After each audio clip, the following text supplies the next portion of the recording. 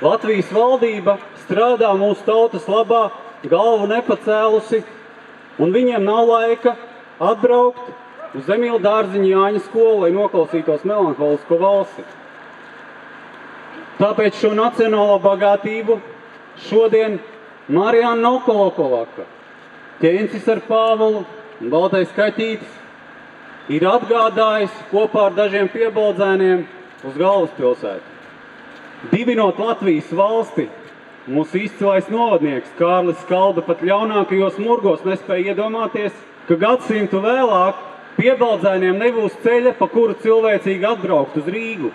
Taču varbūt tieši tāpēc, lai mēs šādas un līdzīgas neiedzības varētu novērst paši saviem spēkiem, Satversmes tēvi konstitūcijā ir rakstījuši, ka suverēnā vara Latvijā pieder tautai. Mēs neesam šodien ieradušies pie ministru kabineta, lai kaut ko lūgtu, vai arī lai pret kaut ko protestētu.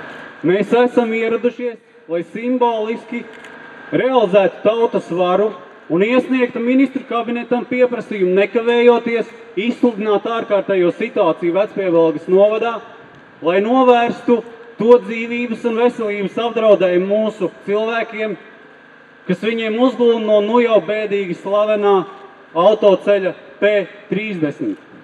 Mēs itin bieži mēdzam atcerēties 100 gadu veco brāļu Kaudzīšu atziņu, ka Piebalga ir Vidzemes sirds un serde.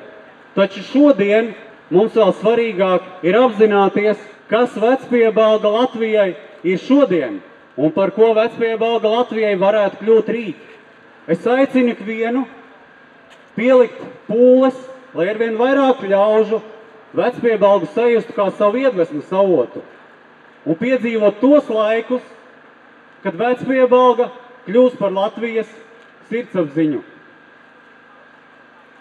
Vecpiebalgas ceļam būt, un nevis kaut kad, bet jau šogad.